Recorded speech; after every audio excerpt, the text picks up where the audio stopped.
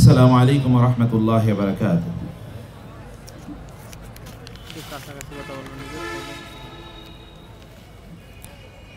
বিসমিল্লাহ ওয়াস সালাতু ওয়াস সালামু আলা রাসূলিল্লাহ ওয়া আলা আলিহি ওয়া আসহাবিহি ওয়া মাওয়ালা। আম্মা বা'দু ফাআউযু বিল্লাহি মিনাশ শাইতানির রাজীম। বিসমিল্লাহির রহমানির রহিম। ওয়া ইয়াসআলুনাকা আন যিল করনাইন কুল সাআতলু আলাইকুম মিনহু যিকরা ইন্না মাক্কান্না লাহু ফিল আরদি ওয়া আতাইনাহু মিন কুল্লি শাইইন সাবাবা ফাআতবা'a সাবাবা হাত্তা ইযা বালাগা মাগরিবাশ শামসি ওয়াজাদাহা তাগরুবু ফি আইনিন হামিআ ওয়া ওয়াজাদা ইনদাহা কওমা قلنا يا ذا القرنين إما أن تعذب وإما أن تتخذ فيهم حسنا قال أما من ظلم فسوف نعذبه ثم يرد إلى ربه فيعذبه عذابا نكرا وأما من آمن وعمل صالحا فله جزاء الحسنى وسنقول له من أمرنا يسرا وقال النبي صلى الله عليه وسلم سبعة يظلهم الله تحت ظله يوم لا ظل إلا ظله ثم ذكر النبي صلى الله عليه وسلم أو شاب نشأ في عبادة الله। আল্লাহ সুবহানাহু ওয়া তাআলা শুকর আদায় করছি যিনি আমাদেরকে বেগম রোকেয়া বিশ্ববিদ্যালয়ের আজকের 16তম ব্যাচের নবীনবরণ এবং সাংস্কৃতিক সন্ধ্যার এই আয়োজনে অংশগ্রহণ তৌফিক দান করেছেন। বলছি আলহামদুলিল্লাহ। এবং রাসূলুল্লাহ সাল্লাল্লাহু আলাইহি ওয়াসাল্লামের উপর দুরূদ এবং সালাম বর্ষিত হোক।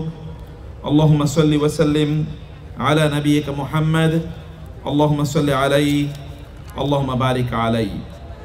আমি জানি সময় খুবই সংক্ষিপ্ত এবং এই সংক্ষিপ্ত সময়ে মৌলিক কয়েকটি বিষয়ে কেবল আপনাদের দৃষ্টি আকর্ষণ করব। আল্লাহ সুবহানাহু ওয়া তাআলা আমাদেরকে সেই তৌফিক দান করুন, আল্লাহুম্মা আমিন। আমি কৃতজ্ঞতা জানাচ্ছি স্টেজে উপস্থিত আছেন ছাত্র দায়িত্বশীলরা, শিক্ষক মণ্ডলী, the faculty members as well as newly admitted students যারা 16th ব্যাচে যারা আছেন। আল্লাহ সুবহানাহু ওয়া তাআলা এই পড়ন্ত বিকেলে যখন চারিদিকে আবহাওয়া শান্ত এবং প্রশান্ত, এরকম একটি মুহূর্তে আমাদেরকে এখানে উপস্থিত হওয়ার তৌফিক দান করেছেন এবং আল্লাহ তাআলার কাছে আমরা শুরুতেই ফরিয়াদ জানাই আল্লাহ সুবহানাহু ওয়া তাআলা যেন আমাদেরকে সর্বোত্তম কথাগুলো শোনা এবং সেখান থেকে আবার সর্বোত্তম অংশগুলো গ্রহণ করার তৌফিক দান করেন, আল্লাহুম্মা আমিন। রব্বি ইশরাহ লি সাদরি ওয়া ইয়াসসির লি আমরি ওয়াহলুল উকদাতাম মিন লিসানি ইয়াফকাহু কওলি, আল্লাহুম্মা আমিন ইয়া রাব্বাল আলামিন। কোরআনে আল্লাহ সুবহানাহু ওয়া তাআলা সূরাতুত তাওবাতে ঘোষণা করেছেন ইনফিরু খিফাফান ওয়া সিকালা ওয়াজাহিদু বিআমওয়ালিকুম ওয়া আনফুসিকুম ফি সাবিলিল্লাহ যালিকুম খায়রুল লাকুম ইন কুনতুম তা'লামুন। আমাদের কবি বলেছেন এখন যৌবন যার যুদ্ধে যাবার তার শ্রেষ্ঠতম সময়। অতএব এখানে যারা যুবারা যারা উপস্থিত রয়েছেন, যুবক এবং যুবতীরা, আপনাদের জীবনের শ্রেষ্ঠতম সময় আপনারা অতিক্রান্ত করছেন। আল্লাহ সুবহানাহু ওয়া তাআলা বলেছেন তোমরা যুদ্ধে ঝাঁপিয়ে পড়ো, হয় তোমরা যুবক অবস্থায়, আর যদি সেই অবস্থায় তোমরা ঝাঁপিয়ে না পড়তে পারো তাহলে যখন তোমরা একটু অ্যাডভান্সড এইজে থাকবে তখনও তোমরা যুদ্ধে ঝাঁপিয়ে পড়তে হবে। Life is all about war. যুদ্ধ নিয়েই আমাদের এই জীবন গোটা জীবনটাই যুদ্ধময়।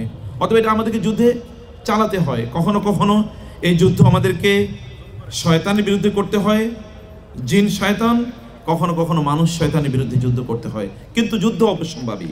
ওয়ার এন্ড পেস, যুদ্ধের মাধ্যমে কেবল শান্তি প্রতিষ্ঠিত হয়। মুমিনরা তার রাতের বেলায় মহান আল্লাহ সুবহানাহু ওয়া তাআলা এর ইবাদতের যুদ্ধে তারা ঝাঁপিয়ে পড়ে, আর দিনের বেলা তারা আল্লাহ সুবহানাহু ওয়া তাআলা বিরোধী যত শক্তি আছে সেই শক্তির বিরুদ্ধে যুদ্ধে ঝাঁপিয়ে পড়ে। যুদ্ধ করতে হয় আমাদেরকে, এবং আপনারা এইরকম একটি সময়ে আপনারা অতিক্রান্ত করছেন। যুদ্ধ আপনাকে করতে হয়, বিভিন্ন ফ্রন্টে আপনাদেরকে যুদ্ধ করতে হবে। কখনো কখনো বুদ্ধিবৃত্তিক ফ্রন্টে যুদ্ধ করা লাগে, কখনো কখনো নৈতিকতার ফ্রন্টে যুদ্ধ করা লাগে, কখনো কখনো শিক্ষার ফ্রন্টে যুদ্ধ করা লাগে, আদর্শিক ফ্রন্টে যুদ্ধ করা লাগে, কখনো কখনো জুলুম, নির্যাতন, ফ্যাসিবাদ এবং স্বৈরতন্ত্রের বিরুদ্ধে যুদ্ধ করা লাগে। কিন্তু যুদ্ধ এটা অবশ্যম্ভাবী, inevitable, compulsory. You can't avoid this, you can't avoid or avoid war, struggle. আপনি কখনো যুদ্ধকে অ্যাভয়েড করে আপনি চলতে পারবেন না, যুদ্ধ আপনাকে করতেই হয়। কিন্তু সেই যুদ্ধের পথ এবং পদ্ধতি কি, কোন পথে আপনি যুদ্ধ করবেন, সেই পথ আমাদেরকে অবশ্যই রচনা করতে হয়। মনে রাখবেন, যৌবন অত্যন্ত একদিকে কনস্ট্রাকটিভ, অন্যদিকে ভেরি মাচ ডিস্ট্রাকটিভ। যৌবন এটি যেহেতু একটা শক্তির নাম, শক্তির যেহেতু বিপরীত দুটো দিকই আছে, পজিটিভলি অর নেগেটিভলি। এটি হয় কল্যাণের কাজ করে অথবা এটি ক্ষতি করে। অতএব এই ফোর্সটাকে, এই পাওয়ারকে, এই স্ট্রেংথকে, এই এনার্জিকে যদি সঠিক পদ্ধতিতে পরিচালনা করা যায়, তাইলে আপনি ডায়নামিক্যালি, কনস্ট্রাকটিভলি আপনি এটিকে কাজে লাগাতে পারবেন। এবং আল্লাহ তাআলার কাছে আমরা সেটি প্রার্থনা জানি, আল্লাহ সুবহানাহু ওয়া তাআলা যেন আমাদেরকে সেই তৌফিক দান করেন। যৌবনের কথা আল্লাহ সুবহানাহু ওয়া তাআলা বলেছেন এবং আল্লাহ রাসূল সাল্লাল্লাহু আলাইহি ওয়াসাল্লাম যৌবনের কথা আমাদেরকে বলেছেন। যৌবনের তারা স্তুতি গেয়েছেন, যৌবনের তারা প্রশংসা করেছেন। রাসূলুল্লাহ সাল্লাল্লাহু আলাইহি ওয়াসাল্লাম তার পাশাপাশি যৌবনের দায়িত্বের কথাও তিনি বলেছেন। তিনি বলেছেন, ইগতানিম খামসান ক্বাবলা খামসিন শাবাবাকা ক্বাবলা হারামিকা।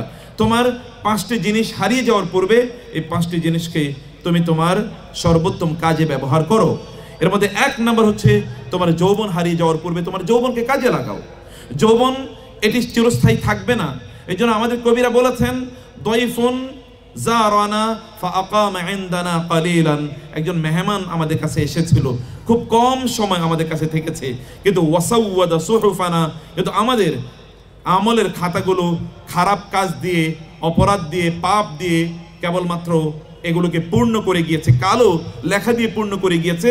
যে লেখাগুলো তো কেবলমাত্র আমাদের অপকর্ম অথবা আমাদের কুকীর্তির বর্ণনা সেখানে কেবলমাত্র আছে। যৌবন, আলী রাদিয়াল্লাহু তাআলা আনহু বলতেন, লাইতা শাবাবা আইদুন অথবা লাইতা শাবাবা ইয়াউদু। যৌবন যদি ফিরে আসতো, যৌবন ফিরে আসে না। অতএব এটাকে আপনি এখন যদি ব্যবহার না করেন, পরবর্তীতে এটাকে ব্যবহার করার কোনো সুযোগ পাবেন না। সময় এমন একটা জিনিস, এখন যদি ব্যবহার না করেন তাহলে আর কোনো সময় ব্যবহার করতে পারবেন না। আপনাদের মনে রাখতে হবে, রাসূলুল্লাহ সাল্লাল্লাহু আলাইহি ওয়াসাল্লাম তিনি আমাদেরকে জানিয়ে দিয়েছেন এমন একটা সময় আসবে যে ইয়াক্তাকুনুস সানাতু কাশারি, এমন একটা সময় আসবে যখন 1 বছর একটা মাসের মতো হবে। আপনারা এরকম একটা সময় আছেন, এবং 1 মাস 1 সপ্তাহের মতো হবে, একটি সপ্তাহ একটা দিনের মতো হবে, একটি দিন একটি ঘন্টার মতো হবে। তার মানে আপনার জীবন থেকে যদি 1 ঘন্টা হারিয়ে যায় তাহলে 24 ঘন্টা হারিয়ে গেল। আপনার জীবন থেকে যদি 1 মাস হারিয়ে যায় তাহলে বুঝতে হবে যে আপনার জীবন থেকে 12 মাস মূলত হারিয়ে গেছে, একটি বছর হারিয়ে গিয়েছে। অর্থাৎ এই সময়ে আপনি সুপারসনিক ওয়ার্ল্ডে বসবাস করছেন, যে সময় আপনি দুরন্ত গতিতে ছুটতে পারেন পৃথিবীর এই প্রান্ত থেকে অন্য প্রান্তে। সুলাইমান আলাইহিস সালাতু ওয়াস সালামের শ্রেষ্ঠত্ব বর্ণনা করতে গিয়ে আল্লাহ সুবহানাহু ওয়া তাআলা বলেছেন, সুলাইমান আলাইহিস সালাম বললেন, সাবার রানীর সিংহাসনটি আমার কাছে এখানে কে এনে দিতে পারবে? একজন বললেন, একজন ইফরিত মিনাল জিন, জিনদের মধ্যে দৈত্য টাইপের একজন বলল, জানা আতিকা ক্বাবলা আন তাকুমা মিন মাকামিক। আপনার এই আসন থেকে, চেয়ার থেকে উঠে এই চেয়ারে বসা পর্যন্ত যতটুকু সময় লাগবে ততটুকু সময়ে আপনার কাছে আমি এটা ফিরিয়ে দিয়ে আপনার কাছে এটা নিয়ে আসতে পারবো। সুলাইমান আলাইহিস সালাম বললেন, না, এত সময় তো আমার কাছে নাই, আমাকে আরো কম সময়কে এনে দিতে পারবে। وقال الذي عنده علم من الكتاب انا آتيك به قبل ان يرتد اليك طرفك। আর এমন একজন ব্যক্তি যার কাছে জ্ঞান ছিল, এরকম একজন ব্যক্তি সুলাইমান আলাইহিস সালাতু ওয়াস সালামকে লক্ষ্য করে বললেন, সাবার রানী বিলকিসের তার সিংহাসনটি আপনার কাছে আমি এনে দিতে পারি, আপনার চোখের পাতা খোলা এবং চোখের পাতা বন্ধ করতে যতটুকু সময় লাগে ততটুকু সময়ের মধ্যখানে। সুলাইমান আলাইহিস সালাতু ওয়াস সালাম উঠা থেকে বসা এবং বসা থেকে আবার উঠা, এতটুকু পর্যন্ত সময় তিনি দিতে চান নাই। এটা তার কাছে মনে হচ্ছে অনেক অনেক বেশি সময়ে। আর আল্লাহ সুবহানাহু ওয়া তাআলা এই কারণে সময়কে তিনি গুরুত্ব দিয়েছেন, এই কারণে আল্লাহ তাআলা তার জন্য এমন ব্যবস্থা করে দিলেন যে তার জন্য এমন এক জ্ঞানী ব্যক্তির সুযোগ করে দিলেন, এমন এক টেকনোলজির ব্যবস্থা তার জন্য করে দিলেন যে সেই 1000 মাইল দূর থেকে সিংহাসনটি, ওই রানীর সিংহাসন তার কাছে মুহূর্তের মধ্যে চোখের পলকে তার কাছে নিয়ে আসা হয়েছে। সুলাইমান আলাইহিস সালাতু ওয়াস সালাম সময়কে গুরুত্ব দেওয়ার কারণে আল্লাহ সুবহানাহু ওয়া তাআলা সুলাইমান আলাইহিস সালামকে বললেন যে তোমাকে আমি বাতাসকে তোমার অনুগত করে দিলাম, গুদুহা শাহরুন ওয়া রাওয়াহুহা শাহর, যে এক মাসের রাস্তা তুমি এক সকালে অতিক্রম করতে পারবে, এক মাসের রাস্তা তুমি এক বিকালে অতিক্রম করতে পারবে। আমি যুবকদেরকে বলবো, যুবতীদেরকে বলবো, আপনার সময়কে গুরুত্ব দেন। যদি সময়কে গুরুত্ব দেন, মহান আল্লাহ সুবহানাহু ওয়া তাআলা সুলাইমানকে যদি এই ক্ষমতা দিতে পারেন, আল্লাহ কি আপনাদেরকে এই ক্ষমতা দিতে পারেন না? হি ইজ স্টিল দেয়ার, হুয়াল হাইয়ুল কাইয়ুম লা তাখুযু সিনাতুন ওয়ালা নাওম। তিনি হচ্ছেন আল হাই, ever living and ever standing beside you. তিনি সদা সর্বদা আপনার পাশে আছেন, আপনার পাশে তিনি অবস্থান করছেন। এবং আপনি যদি তার কাছে সেভাবে চাইতে পারেন, যদি দেখাতে পারেন যে আপনি এটি করতে চান, আল্লাহ সুবহানাহু ওয়া তাআলা আপনাকে সেই তৌফিক বা সেই ক্ষমতা আল্লাহ সুবহানাহু ওয়া তাআলা আপনাকে প্রদান করবেন। কিন্তু আপনাকে বুঝতে হবে টাইম ইজ ভেরি ইম্পর্টেন্ট। সময় খুবই গুরুত্বপূর্ণ। এটাকে অবহেলায় কাটিয়ে দেওয়া যায় না, এটাকে অবহেলায় নষ্ট করে দেওয়া যায় না। রাসূল ইসলাম এই জন্য বলেছেন, যৌবনের ব্যাপারে আপনাকে স্পষ্ট করে আলাদা করে প্রশ্ন করা হবে। আপনার জীবনের ব্যাপারে যেমনিভাবে প্রশ্ন করা হবে, গোটা জীবনে আপনি কি করেছেন তা যেমনিভাবে প্রশ্ন করা হবে। আপনার যৌবন নিয়ে স্পেশাল কোয়েশ্চেন থাকবে। বিসিএস এ যেমন ধরুন এখন বিভিন্ন প্যাটার্নের কোয়েশ্চেন আসে, সেই দিনের বিসিএস এ আপনাকে প্রশ্ন করাবে স্পেশালি, সিগনিফিকেন্টলি, পার্টিকুলারলি আপনার যৌবন কোথায় আপনি ব্যয় করেছেন। অতএব যৌবনকে অবহেলায় ব্যয় করা যায় না। যদি আপনি যৌবনকে সত্যিকার অর্থে ভালোভাবে ব্যয় করতে পারেন, তাহলে কিয়ামতের দিন, যেদিন সূর্য কেবলমাত্র মাথার উপরে থাকবে, এখনকার সূর্য 15 কোটি কিলোমিটার দূরে থাকার পরেও এখনো আমরা দেখি বিশ্বের বিভিন্ন দেশগুলো তামা হয়ে যায়, মানে এই সূর্যের উত্তাপে। আবার আমাদের দেশে আমরা দেখি যে গরমকালগুলোতে এখানে গরমে অস্থির হয়ে যায়। বিশেষ করে আপনাদের অঞ্চলে আপনারা দেখবেন এখানে গরম অনেক বেশি, অথচ 15 কোটি কিলোমিটার দূরে এই সূর্য অবস্থান করছে।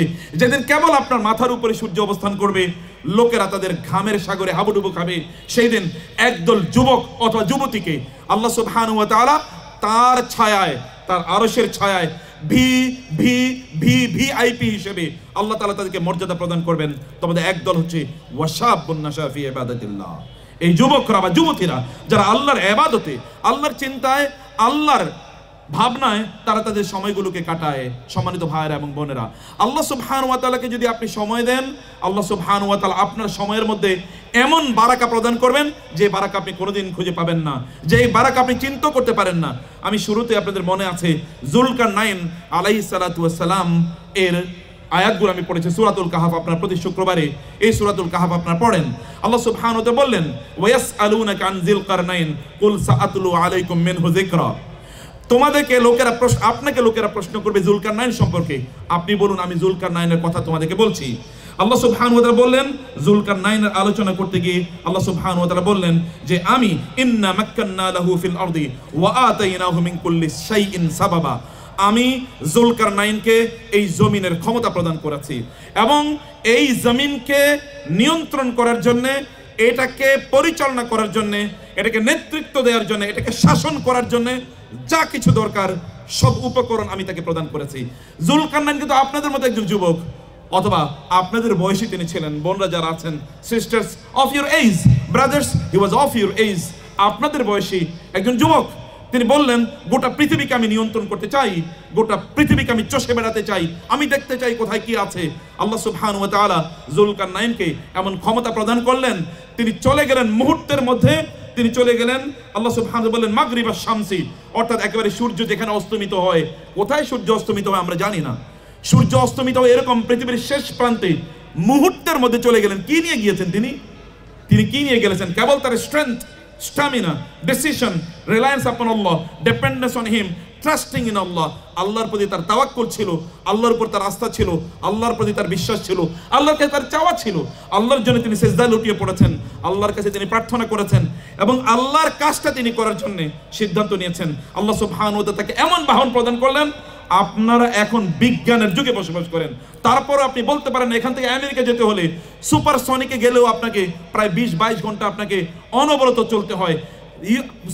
যুলকারনাইন আলাইহিস সালাম কি বাহন ব্যবহার করলেন যে তিনি মাগরিবা Samsi, where the sun seats যেখানে সূর্য অস্তমিত হয়, এই জায়গায় তিনি পৌঁছে গেলেন এবং সেখানে পৌঁছে যাওয়ার পরে তিনি দেখলেন যে সূর্য অস্তমিত যাচ্ছে, কর্দমাক্ত পানির মধ্যে অস্তমিত যাচ্ছে।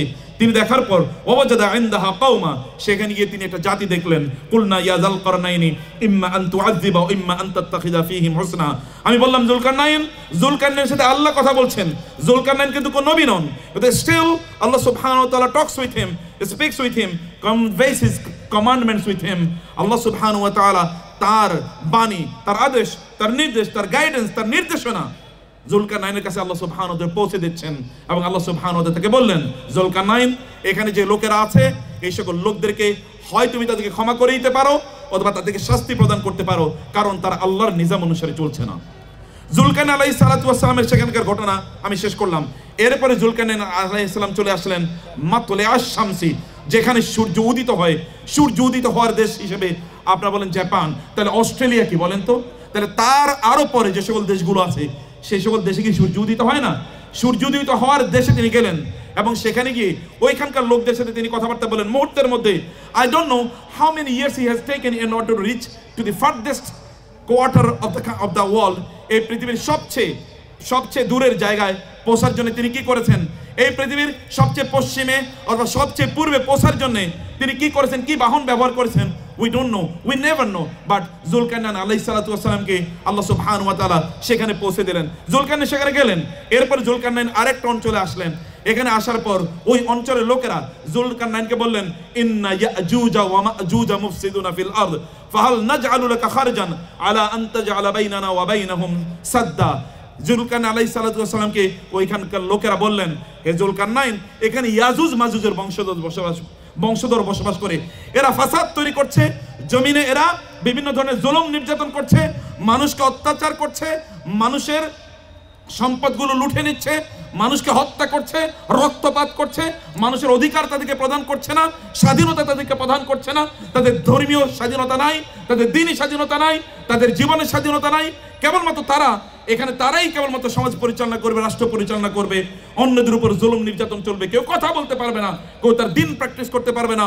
হয় তাদেরকে ফাঁসি কাস্টে ঝুলিয়ে দেওয়া হবে, অথবা তাদেরকে গুলি করে হত্যা করা হবে, অথবা তাদেরকে গুম করা হবে, বা তাদেরকে আয়না ঘরে নিয়ে যাওয়া হবে। এইরকম কাহিনীগুলো করবে। এইরকম ইয়াজুজ এবং মাজুজ থেকে তুমি আমাদেরকে রক্ষা করো। আল্লাহ সুবহানাহু ওয়া তাআলা জুলকারনাইনকে এমন ক্ষমতা প্রদান করলেন, দুই পাহাড়ের মধ্যখানে সেখানে কেবল তিনি আপনার লোহার টুকরাগুলো একত্রিত করলেন, হাপর সেখানে জ্বালিয়ে দেওয়া হলো, সেখানে সীসা ঢালা প্রাচীর তিনি নির্মাণ করে দিলেন। ইয়াজুজ মাজুজকে এমন এক অবস্থা করে দিলেন, কিয়ামতের আগ পর্যন্ত এই ইয়াজুজ মাজুজ আর বের হতে পারবে না। আর আল্লাহ সুবহানাহু ওয়া তাআলা এখানে আবু সাঈদদেরকেও ওইরকম জুলকারনাইনদের বংশধর হিসেবে পাঠালেন, যে এইখানে যারা ইয়াজুজ মাজুজের বংশধর হিসেবে যারা কাজ করছিল, আল্লাহ সুবহানাহু ওয়া তাআলা তাদেরকে কিভাবে পর্যুদস্ত করেছেন দেখেন না। আল্লাহ সুবহানাহু তাদেরকে পর্যুদস্ত করে দিয়েছেন কেবলমাত্র একটাই, যদি যুবকরা ইয়াজুজ মাজুজের বিরুদ্ধে জেগে যায়, ইয়াজুজ মাজুজের বংশধরও কোথাও টিকতে পারেন, এটা আপনি দেখতে পাচ্ছেন। যদি যুবকরা জুলকারনাইনের আদর্শ গ্রহণ করে, তাহলে যত বড় শক্তিশালী হোক না কেন, আল্লাহ সুবহানাহু ওয়া তাআলা তাদের মাঝে, এই অত্যাচারীদের মাঝে, জালিমদের মাঝে এবং এই সাধারণ মানুষদের মাঝে এমন প্রাচীর নির্মাণ করে দেবেন, এই জালিমরা আর এই জনপদে কোনোদিন ফিরে আসতে পারবে না। আমাদের জালিমরা এই জনপদে ফিরে আসতে পারবে না ইনশাআল্লাহ। যতদিন আবু সাঈদদের আদর্শ আপনারা লালন করতে পারবেন, ততদিন পর্যন্ত কোনো জালিম কোথাও টিকতে পারবে না ইনশাআল্লাহ। কিন্তু আপনাদেরকে, যুবকদেরকে বলছি, যুবতীদেরকে বলছি, আপনাদেরকে আদর্শ লালন করতে হবে। আমি এখানে যখন এসেছিলাম, I start becoming emotional. Abu Sayed যেখানে শাহাদাত বরণ করেছেন, একটা ছেলের মধ্যে কি স্ট্রেংথ থাকতে পারে, বুক এরকম চেতিয়ে যেতে পারে।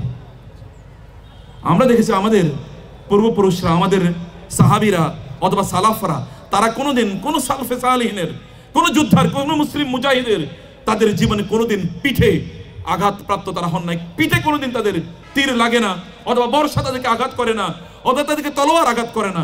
যদি তাদেরকে কোনোদিন আঘাত করতে হয়েছে, তাহলে সম্মুখে তাদের বুকে আঘাত করতে হয়েছে। ওই পূর্বের যে আবু সাঈদ অথবা পূর্বের যে উসামাদের কথা আমরা বলছি, অথবা খালিদ ইবনে ওয়ালিদদের কথা আমরা যেটা বলছি, অথবা যুদ্ধের ময়দানে হামজা রাদিয়াল্লাহু তাআলা আনহু অথবা মুসআব ইবনে উমাইর যেমনি ভাবে যুদ্ধের ময়দানে তাদের বুকে এসে আঘাত লেগেছে, পিঠে তারা আঘাত লাগতে দেয় নাই, এখনকার আবু সাঈদরাও আল্লাহর রহমতে একই আদর্শ লালন করার কারণে তারা বুকে ধারণ করে, তারা পিঠে ধারণ করে না।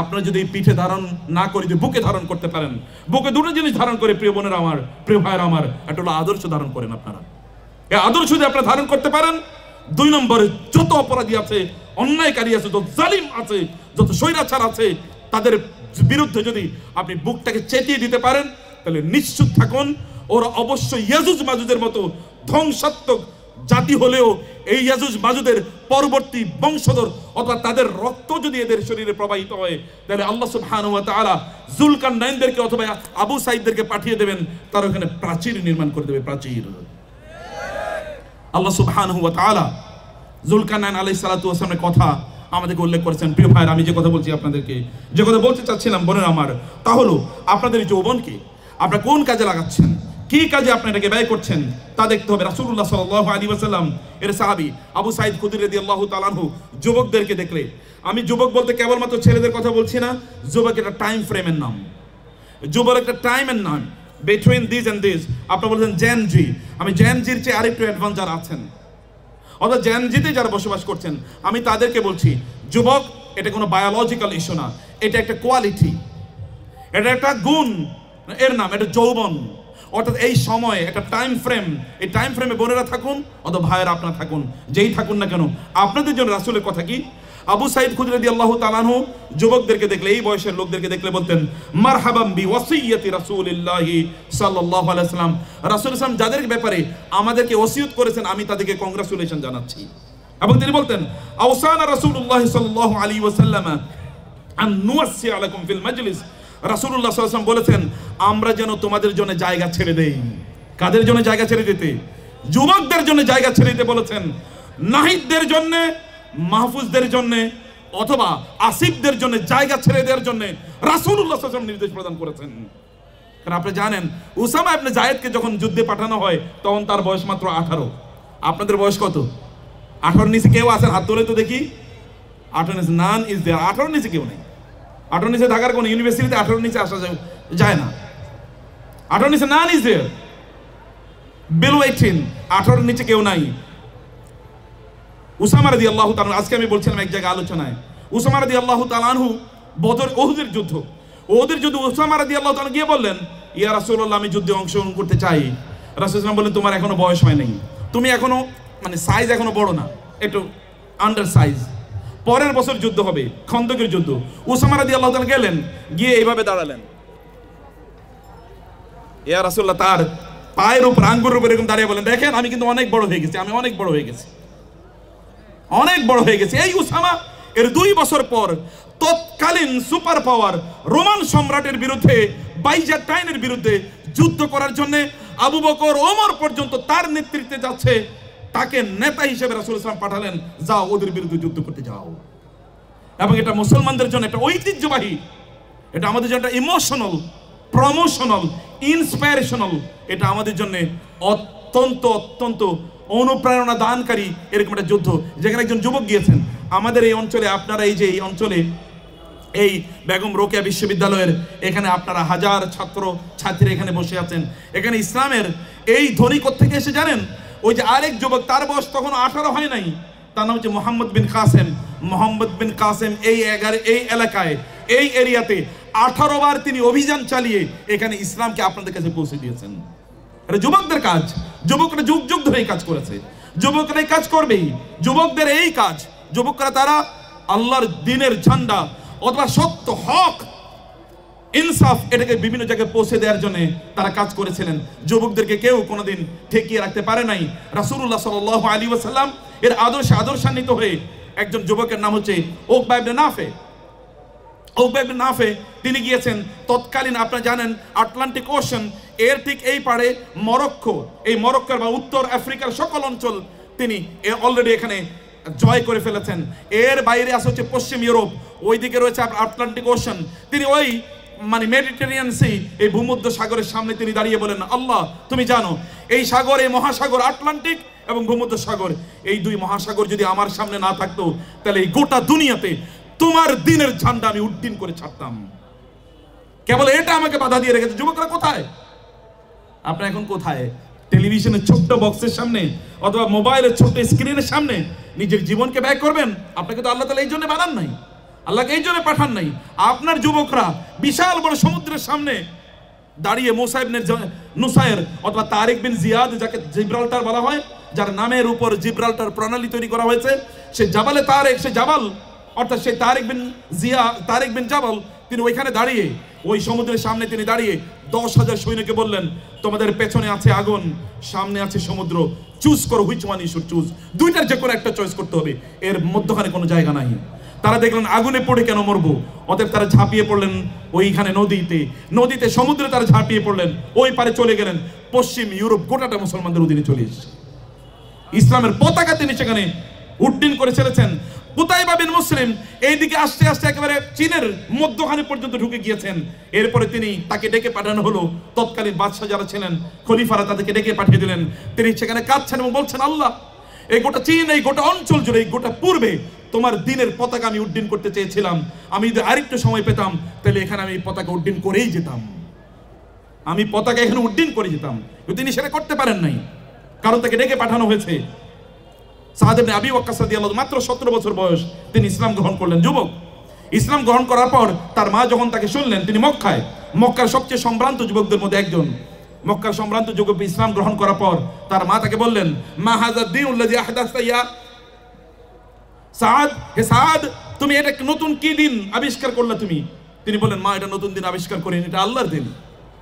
মা বললেন, আল্লাহর কসম করে বলছি, তুমি এই দিন প্রত্যাখ্যান করবে অথবা আমি না খেয়ে মারা যাব, হাত্তা আমুতা ওয়াতাতা আইয়ারাবি, এরপরে আমি মারা যাব না খেয়ে, লোকেরা তোমাকে লজ্জা দেবে, ইয়া কাতিলা উম্মিহি, তুমি তোমার মাকে মেরেছো, এই কথা বলে। এবং এই কথা বলে মা না খাওয়া দাওয়া বন্ধ করে দিলেন। পরের দিন সকালে তিনি ফাসবাহাত ওয়াকাদ জুহিদাত, তিনি ঘুম থেকে উঠলেন, তিনি খুবই দুর্বল। সাদ ইবনে আবি ওয়াক্কাস চিন্তা করলেন করবেন কি। তিনি এবার তার মাকে গিয়ে লক্ষ্য করে বলেন, ভালো করে শুনুন বোনেরা এবং ভাইরা, মাকে গিয়ে বলেন, ইয়া উম্মা তা'লামিন, মা, আপনি জানেন, ওয়াল্লাহি, আল্লাহর কসম করে বলছি, লা ইন কানা লাকে মিআতু নাফসিন ওয়া তামুতা নাফসান মাউতান, হে মা, আপনাকে যদি আল্লাহ তাআলা 100টা জীবন দেন এবং আপনি যদি 100 বার মারা যান, তাইলেও আমি মা তারাকতু দীন আল্লাহি সুবহানাহু ওয়া তাআলা, আল্লাহর দিন ছাড়া আমার পক্ষে সম্ভব নয়, আল্লাহর দিন ছাড়া আমার পক্ষে সম্ভব নয়। যুবকরা আপনাদেরকে বলছি, যুবতীরা আপনাদেরকে বলছি, আমরা দেখবেন, আপনাদের কথা আমি বলছি না, এখন বিশ্ববিদ্যালয়ে যারা পড়ে তাদের অবস্থা একবার চিন্তা করে দেখেন। জুলুমের পক্ষে তারা থাকে কেবল একটু পানি খাওয়ার জন্য, মাঝে মাঝে একটু লাল পানি তাদেরকে দেবে, অথবা একটু ভিক্ষা তাদেরকে দেবে, অথবা তাদেরকে একটু হালকা কিছু টাকা পয়সা দেবে। এই কারণে তারা তাদের আদর্শগুলো পর্যন্ত বিক্রি করে দিয়েছে, তাদের যৌবন তারা বিক্রি করে দিয়েছে এই জাতীয় লেজুর বৃত্তি করতে করতে। আল্লাহ তাআলা তার রাসূলকে বলেছেন, ওয়ালা তারকানু ইলাল্লাযিনা যালামু ফাতামাসসাকুমুন নার, যারা জুলুম করে তাদেরকে সামান্যতম সাপোর্ট যদি আপনি করেন, ফিজিক্যাল সাপোর্ট তো বহুত দূরের কথা, মেন্টাল যদি সাপোর্ট করেন, তাদের পক্ষে যদি আপনি একবার দাঁড়ান, তাহলে মনে রাখবেন আপনাকে জাহান্নামে যেতে হবে। তার রাসূলকে আল্লাহ তাআলা বলছেন, যে জুলুম করে, জুলুমের পক্ষে কোনো যুবক কোনোদিন থাকতে পারে না। যদি তার অহংকার থাকে, তার আত্মবিশ্বাস থাকে, যদি তার আত্মপরিচয় থাকে, যদি তার আত্মমর্যাদা থাকে, সেলফ এস্টিম থাকে, কোনোদিন কোনো যুবক জুলুম তন্ত্রের পক্ষে কোনোদিন দাঁড়াতে পারে না। কিন্তু আমাদের এখনকার বিশ্ববিদ্যালয়গুলো অথবা আমাদের শিক্ষার এখন বড় সংকটের মধ্যে একটা সংকট হচ্ছে, আমাদের যুবকরা তারা জানে না তাদের আদর্শ কি হওয়া উচিত, তারা জানে না তাদের আদর্শ কি হওয়া উচিত,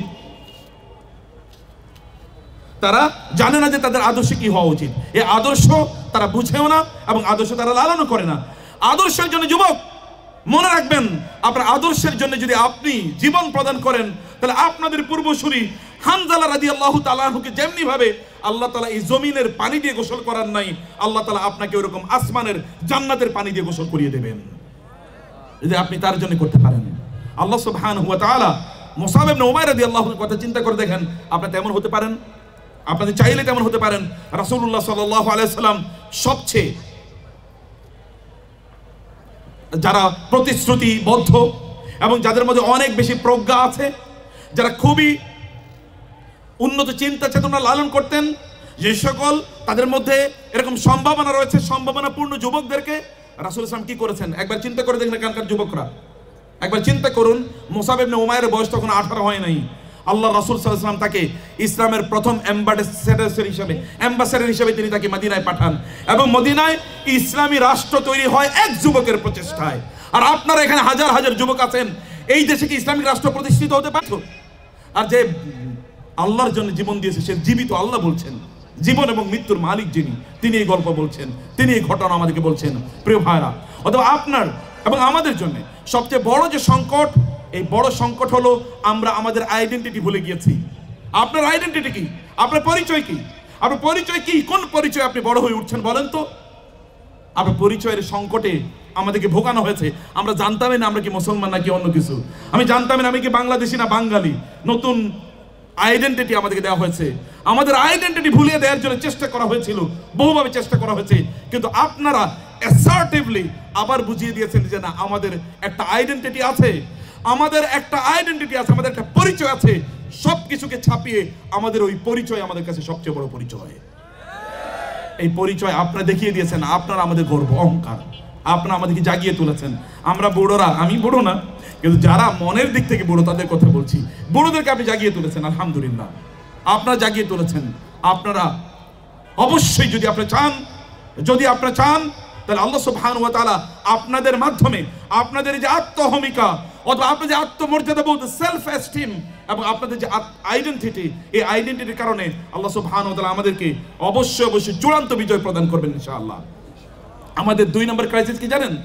1 নম্বর ক্রাইসিস বলছে আমাদের আইডেন্টিটি নাই, 2 নম্বর ক্রাইসিস হলো আমাদের পারপাস নাই। আমরা আসলে কি করবো তাই বুঝি না, কারণ ওরা আমাদেরকে শিখিয়েছে দুনিয়াটা মস্ত বড়, খাওয়া দাওয়া ফুর্তি করো।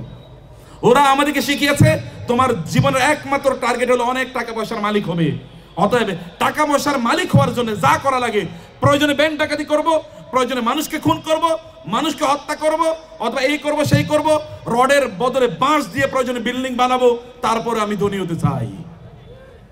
এরকম আদর্শ লালন করা হয়েছে। কারণ সামনে তো একটাই জিনিস, আপনার টাকা পয়সার মালিক হওয়া লাগবে। তো টাকা পয়সার মালিক হওয়ার জন্য আপনার যা লাগবে তাই করবেন আপনি, কিন্তু আপনার পারপাস অফ লাইফ এটা নয়। টাকা পয়সার কত মালিক তারা দেখেন কবরের মধ্যে তারা শুয়ে আছে। কারুন কোথায় এখন? হামান কোথায় এখন? এত সম্পদের মালিক অথবা নমরুদ কোথায়? ফেরাউন কোথায় এখন? কোথাও নাই। কিন্তু মুহাম্মাদুর রাসূলুল্লাহ সাল্লাল্লাহু আলাইহি ওয়াসাল্লাম এখনো এই গোটা পৃথিবীর 200 কোটির মানুষের হৃদয়ের গহীন জায়গায় এখনো স্থান করে রয়েছেন। যদি এখনো ডাক দেওয়া হয় মুহাম্মদ সাল্লাল্লাহু আলাইহি ওয়াসাল্লামের জন্য জীবন দিতে, তাইলে এই পৃথিবীর এখনো কোটি কোটি যুবক এবং যুবতী তাদের জীবন দেওয়ার জন্য প্রস্তুত থাকবে। আর আবু জাহেল, আবু লাহাবরা কই, ফেরাউনরা কই? পৃথিবীর একটা মানুষের নাম ফেরাউন রাখে না, একটা মানুষের নাম আবু লাহাব রাখে না, এমনকি ইহুদি খ্রিস্টান হিন্দু বৌদ্ধ কেউ রাখে না, একটা মানুষ আবু জাহেল নাম রাখে না। কিন্তু মুহাম্মদ সাল্লাল্লাহু আলাইহি ওয়াসাল্লাম এই পৃথিবীর সবচেয়ে প্রিয় নাম। বহু লোক এমন আছে যার সকল সন্তানের নাম মুহাম্মদ। আমেরিকাতে একবার দেখলাম এক ফ্যামিলিতে 10 জনের নাম Muhammad. Muhammad first, Muhammad second, Muhammad third, Muhammad fourth, 1 নম্বর মুহাম্মদ, মুহাম্মদ 2, মুহাম্মদ 3, 10 ছেলের নামে মুহাম্মদ। এটা রাসূলের ভালোবাসা। এই ভালোবাসা পৃথিবীতে আপনি কোথাও পাবেন না। পারপাসফুল লাইফ লিড করেন। আপনার উদ্দেশ্য কি? আপনি কি করতে চান? আপনি সমাজে কি অবদান রাখতে চান? সেটা আপনাকে বুঝতে হবে। কেউ যেন আপনার এই পারপাস থেকে আপনাকে সরিয়ে না দিতে পারে। প্রিয় ভাইরা, সম্মানিত বোনেরা, যেন সরিয়ে না দিতে পারে, এটা আপনাকে সদা জাগরুক থাকতে হবে। আপনাকে সদা সর্বদা এই ব্যাপারে আপনাকে সজাগ থাকতে হবে। আপনার লক্ষ্য কি, উদ্দেশ্য কি? মনে রাখবেন, দ্বীনি জ্ঞান, দুনিয়ার জ্ঞান তো বহুবার পরে বললাম, দ্বীনি জ্ঞানও যদি কেউ দুনিয়ার উদ্দেশ্যে অবলম্বন করে, রাসূল সাল্লাল্লাহু আলাইহি ওয়াসাল্লাম বলেছেন, বর্জন করে, লাম ইয়াজিদ রাইহাতাল জান্নাহ, ওই ব্যক্তি জান্নাতের ঘ্রাণ পর্যন্ত পাবে না। দুনিয়ার জ্ঞান তো বহু পরের কথা, দ্বীনি জ্ঞান যদি কেউ দুনিয়ার উদ্দেশ্যে গ্রহণ করে, তাহলে আপনারা যে জ্ঞান অর্জন করছেন, এই জ্ঞান আপনার দুনিয়া এবং আখিরাতে কতটুকু লাগবে এটা বুঝতে হবে। অথবা এই জ্ঞান আপনি কতটুকু কাজে লাগাবেন তা বুঝতে হবে। এই জ্ঞান আপনাকে সত্যিকার করতে কতটুকু মানুষ বানাচ্ছে তা বুঝতে হবে। আপনার জ্ঞান, যে জ্ঞান অর্জন করা ফরজ, সেটাকে কখনোই তুচ্ছ তাচ্ছিল্য করবেন না। আল্লাহ সুবহানাহু ওয়া তাআলাকে সময় দেন। আল্লাহকে যদি সময় দেন, আল্লাহর কিতাব যদি পড়েন, আল্লাহ সুবহানাহু ওয়া তাআলাকে পড়ার জন্য যদি সময় দেন, আল্লাহ সুবহানাহু ওয়া তাআলা যেমনি ভাবে মুসা আলাইহিস সালাতু ওয়াস সালামকে খিদিরের মতো একজন সাধারণ বান্দার কাছে পাঠিয়ে দিয়েছিলেন জ্ঞান অর্জন করার জন্য, যাও মুসা, তুমি এই জগতের নবী, এই যুগের নবী, তারপরও তোমাকে আরো কিছু পড়াশোনা করা লাগবে, পড়াশোনার জন্য খিজিরের কাছে পাঠিয়ে দিয়েছেন। খিজির আলাইহিস সালাম কোনো নবী ছিলেন না, কিন্তু তিনি ছিলেন আল্লাহর বান্দা, আল্লাহর ইবাদত করতেন। তার সময় কাটতো আল্লাহর ইবাদতে, কিছু সময় আল্লাহর ইবাদতে কাটুন। রাতের বেলা কিছু সময় কেবল পড়াশোনা করলে হবে না, আগামীকাল পরীক্ষার জন্য কেবল পড়বেন না, কিছু সময় আল্লাহর কাছে আল্লাহর ইবাদত করুন, আল্লাহর কাছে প্রার্থনা করুন, আল্লাহর কাছে আত্মসমর্পণ করুন। তাহলে যা পড়বেন এটা আপনার কাজে লাগবে। আদারওয়াইজ বদহজম হবে। অনেকে প্রচুর পরিমাণে খাওয়ার পর বমি করে দিয়েছে, লাভ হইল কি? আর অসুস্থ। আপনার যে জ্ঞান, এটা it will be like vomiting, এটা it will not be productive for you, it will not come to any benefit or any use of you. আপনার কোনো কাজে লাগবে না। সেই কারণে আল্লাহকে সময় দেন। যিনি সৃষ্টি করেছেন, যিনি জ্ঞানের মালিক, যিনি আপনাকে জ্ঞানী বানাতে পারেন, তাকে ইগনোর করবেন না, তাকে সময় দেন, তার জ্ঞান অর্জন করুন। তার সংক্রান্ত কিছু জ্ঞান আপনাদের অর্জন করা দরকার। 4 নম্বরে প্রিয় ভাইয়েরা এবং বোনেরা, তা হলো আমাদেরকে এখন বিভিন্নভাবে এমন কিছু কালচার দিয়ে আমাদেরকে আমাদের আদর্শ থেকে দূরে সরিয়ে দেওয়ার চেষ্টা করা হচ্ছে। গান, বাদ্য, নাটক, সিনেমা অথবা তথাকথিত কালচারাল প্রোগ্রাম ইত্যাদির নামে আপনি দেখবেন কেবলমাত্র নষ্ট পশ্চিমা সভ্যতা আবিষ্কার করা অথবা আমদানি করার প্রয়াস কেবলমাত্র দেখতে পাই। এই নষ্ট, এই পতিত কালচার আমাদের এই আদর্শবাদী সমাজে কোনো অবস্থায় আনা যাবে না, এগুলো চলবে না। বিশ্ববিদ্যালয়ের ছাত্ররা যখন কনসার্টের আয়োজন করে, তখন আমার লজ্জায় মুখ ডাকতে মনে চায় যে কনসার্ট বিশ্ববিদ্যালয়ের ছাত্রের রুচিতে কেমনে যায়, বা ছাত্রীদের রুচিতে কেমন যায়? এটা তো কনসার্টের সমাজ না, এটা রুচির প্রশ্ন। রুচি যদি এরকম নিচে যায়, অধপতিত রুচি যদি হয়, অথবা ডাস্টবিনের রুচি যদি তৈরি হয়, তাইলে কেবলমাত্র এখানে কনসার্টের আয়োজন করা চলে। আদারওয়াইজ ওই আয়োজন এখানে চলে না। এখানে আয়োজন হবে বুদ্ধিবৃত্তিক আয়োজন। এখানে সেমিনার হবে, সিম্পোজিয়াম হবে, কনফারেন্স হবে, হালাকা হবে, দার্স হবে, লেকচার হবে, এবং বিশ্ববিখ্যাত পণ্ডিতরা এখানে আসবে, তারা কথা বলবেন। এটা হচ্ছে বিশ্ববিদ্যালয়ের আঙ্গিনা। এইটা আপনাদেরকে আয়োজন করতে হবে, এটা আপনাদেরকে এনশিওর করতে হবে। প্রিয় ভাইরা, আমাদের চরিত্রকে বিনাশ করে দেওয়ার জন্য ওরা নীল সংস্কৃতি আমাদের এখানে আমদানি করেছে, নীল সংস্কৃতি, এবং বিশ্ববিদ্যালয়গুলো নীল সংস্কৃতি দিয়ে ভর্তি হয়ে গেছে। আপনাদের সামনে বিশাল বড় চ্যালেঞ্জ। এই নীল সংস্কৃতির যে সকল উপাদানগুলো আছে, সেগুলো খবরদার নিজকে ইউটিউব, ফেসবুক অথবা এই সোশ্যাল মিডিয়া থেকে দূরে রাখুন। যেগুলো আপনার চরিত্র অথবা যেগুলো আপনার যে লক্ষ্য এবং উদ্দেশ্য, এগুলো থেকে আপনাকে অনেক অনেক দূরে সরিয়ে নিয়ে যায়, এগুলোর কাছে অনুগ্রহ করে এগুলোতে আসবেন না, এগুলোতে আপনার সময় ব্যয় করবেন না। ফেসবুক আপনাকে শেখাতে আসে নাই, আপনাকে ধ্বংস করতে এসেছে। কোনো এক সময় জুয়ার হাউসগুলোতে আমেরিকানরা, ইউরোপিয়ানরা, সেখানে তারা বিভিন্ন ধরনের মাদক দ্রব্য, তারা এখনো জুয়ার হাউসগুলোতে মদ বেচা হয়, মাদক দ্রব্য বেচা হয়। কারণ কি? কারণ জুয়া খেলায় যদি কেউ হেরে যায়, তাহলে মদ খায় যদি একটু শান্তি পায়, এটা হলো তাদের উদ্দেশ্য। আবার ওইখানে কেউ সাইকোলজিস্ট থাকে, মনোবিজ্ঞানী থাকে ওদেরকে ট্রিটমেন্ট দেওয়ার জন্য, হার্ট স্পেশালিস্ট থাকে, কারণ হার্ট ফেল করবে যদি সে জুয়ায় হেরে যায়, ওই কারণে হার্ট স্পেশালিস্ট থাকে। এখন আমাদের নতুন করে জুয়ার আসর এখানে তৈরি হয়েছে, নতুন করে এখানে মাদক এর আসর তৈরি হয়েছে। এই মাদক কোথাও কোথাও ফিজিক্যাল, কোথাও কোথাও নন ফিজিক্যাল। ফিজিক্যাল মাদক তো এখন বিশ্ববিদ্যালয়ের ক্যাম্পাসগুলোতে এখন আপনার মাদক দ্রব্য পাওয়া যায়। কোন মুসলমান তিনি মাদক দ্রব্য গ্রহণ করতে পারেন না। কোন মুসলমান যদি মাদক দ্রব্য গ্রহণ করেন, রাসূল সাল্লাল্লাহু আলাইহি ওয়াসাল্লাম বলেছেন তার 40 দিনের ইবাদত কবুল হবে না। মাদক দ্রব্যকে আপনাদের না বলতে হবে, নো বলে দেন। এবং নতুন যে মাদক দ্রব্য অর্থাৎ এই যে সোশ্যাল মিডিয়া, এগুলোকে আপনাদেরকে নিষিদ্ধ করতে হবে, নিষেধ করতে হবে যে না, এগুলো আমাদের নয়, এগুলো যাদের তাদের মুখে ছুড়ে দেন, এবং তাদেরকেও এবং তাদের এই উপাদানগুলোকে আপনাদের প্রত্যাখ্যান করতে হবে। প্রিয় ভাইরা, সম্মানিত বোনেরা, লাস্ট এইটাই আমি বলে আপনাদেরকে নাসিহত শেষ করতে চাই, তা হলো যে আপনারা অনুগ্রহ করে আল্লাহর হয়ে যান, তাহলে আল্লাহ তাআলা আপনাদের হয়ে যাবেন।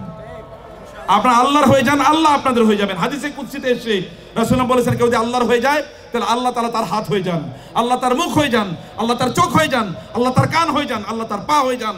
এই পা এবং এই হাত এবং এই চোখ এবং এই মুখ দিয়ে সে আল্লাহ সুবহানাহু ওয়া তাআলার পাওয়ারের মাধ্যমে সে বিভিন্ন কাজ করে থাকে। আপনি তখন আল্লাহর পাওয়ারে কাজ করবেন। আল্লাহ সুবহানাহু ওয়া তাআলা যেন আমাদেরকে তার পাওয়ারের মাধ্যমে শক্তিশালী হওয়ার তৌফিক দান করেন। আল্লাহর কাছে সেই প্রত্যাশা রাখছি এবং আল্লাহর কাছে সেই ফরিয়াদ জানাচ্ছি। আল্লাহ সুবহানাহু ওয়া তাআলা এই বিশ্ববিদ্যালয় যেন এই অঞ্চলে ইসলাম প্রচারে দুর্গ হয়, আদর্শ প্রচারে দুর্গ হয়, মানুষ বানানোর জন্য দুর্গ হয়। আল্লাহ তাআলা সেইভাবে এই বিশ্ববিদ্যালয়কে কবুল করে নেন, এবং কোন এক সময় এসে যেন দেখি আপনারা সবাই এক একজন আবু সাইদ হয়ে গিয়েছেন ইনশাআল্লাহ।